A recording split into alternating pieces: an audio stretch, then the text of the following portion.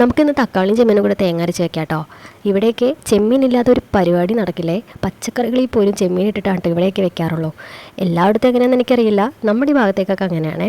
അപ്പോൾ നമ്മൾ ചെമ്മീനും തക്കാളിയും കൂടെ തേങ്ങ അരച്ച് വെക്കാനാണ് കാണുന്നത്. ആദ്യം തന്നെ ചട്ടിയിൽ ചെമ്മീനും മഞ്ഞൾപ്പൊടി, ഉപ്പും പച്ചമുളകും വേപ്പിലയും കൂടി ഇട്ട് വേവിക്കാൻ വെക്കുവാണേ.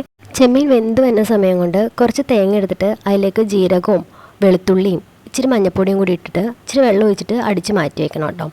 എന്നിട്ട് നമ്മൾ ആ അരിഞ്ഞു വെച്ചിരിക്കുന്ന തക്കാളിയും കൂടി ചെമ്മീനിലേക്ക് ഇട്ടിട്ട് അതും കൂടെ വേവിക്കാൻ വെക്കുവാണേ.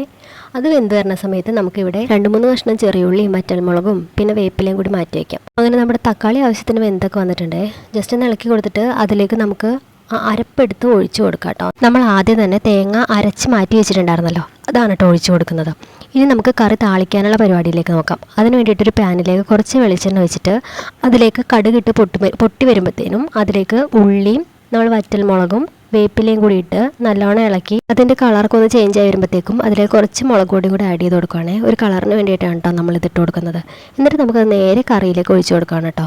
അതും കൂടെ ഇട്ട് കഴിഞ്ഞാൽ നമ്മുടെ കറി ഇവിടെ റെഡി ആയിട്ടുണ്ട്. ഇനി ജസ്റ്റ് ഒന്ന് എല്ലാം കൂടി ഒന്ന് ഇളക്കി കഴിയുമ്പോഴത്തേക്കും നമ്മുടെ തക്കാളിയും ചെമ്മീനും തേങ്ങ അരച്ച് വെച്ച കറി ഇവിടെ റെഡി ആയിട്ടോ. ഇനി നമുക്ക് നമ്മുടെ മീനിലേക്ക് കിടക്കാം. മീനിൽ ഉണക്കമീനിൽ അത്യാവശ്യം നല്ലപോലെ ഉപ്പുണ്ടാവുമല്ലോ, അതുകൊണ്ട് നമ്മൾ നേരത്തെ തന്നെ കുറച്ച് കടലാസ് കീറി അതിലേക്ക് ഇട്ട് വെച്ചിട്ടുണ്ടായിരുന്നേ. കടലാസ് ഇട്ട് കഴിയുമ്പോഴത്തേനും മീനിലുള്ള കട്ടുപ്പൊക്കെ ഒന്ന് പോയി കിട്ടുമെന്നാണ് കേട്ടോ കേട്ടിട്ടുള്ളത്. അതുകൊണ്ടാണ് അങ്ങനെ ചെയ്യണത്. അങ്ങനെ മീനൊക്കെ വെട്ടി നമ്മൾ സെറ്റാക്കിയതിന് ശേഷം വറുക്കാൻ വേണ്ടിയിട്ട് പോവുകയാണേ.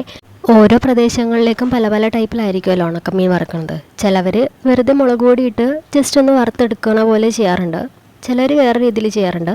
നമ്മൾ ചെയ്യുന്ന രീതിയാണ് കേട്ടോ നമ്മളിവിടെ കാണിക്കുന്നത്. ഉണക്കമീൻ അവിടെ വറുത്ത് വരുന്ന സമയത്ത് നമുക്ക് കുറച്ച് ഉള്ളി എടുത്ത് പൊളിച്ച് മാറ്റി വയ്ക്കാം കേട്ടോ.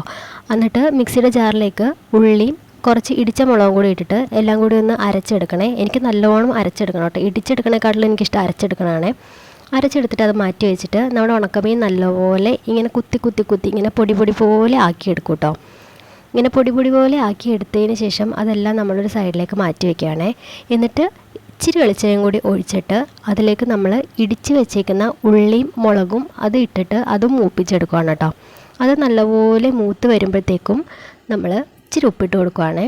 ഉപ്പ് ഓൾറെഡി ഉണ്ട്, അപ്പോൾ ഒരു ആവശ്യത്തിന് ഇട്ടാൽ മതി കേട്ടോ നോക്കിയിട്ട്. മുളക് മൂത്തെന്ന് തോന്നിക്കഴിഞ്ഞിട്ടുണ്ടെങ്കിൽ നമ്മൾ അപ്പം തന്നെ ഗ്യാസ് ഓഫ് ചെയ്തേക്കണം കേട്ടോ, അല്ലെങ്കിൽ അത് കരിഞ്ഞ് പിടിക്കാനായിട്ടുള്ള സാധ്യത കൂടുതലാണ് കേട്ടോ. ഗ്യാസ് ഓഫ് ചെയ്തതിന് ശേഷം ഇത് എല്ലാം കൂടി ഇളക്കി മിക്സ് ചെയ്ത് പിടിപ്പിച്ചാലും മതിയേ. എല്ലാം കഴിഞ്ഞ് നമ്മളിത് ചോറെടുത്ത് കഴിക്കുകയാണ് കേട്ടോ. തേങ്ങ അരച്ച കറിയും ഉണക്കമീനൊക്കെ കൂട്ടി ഒരു പിടി പിടിക്കുകയാണേ. നല്ല ടേസ്റ്റാണ്. എല്ലാവരും ഒന്ന് ട്രൈ ചെയ്ത് നോക്കണം കേട്ടോ.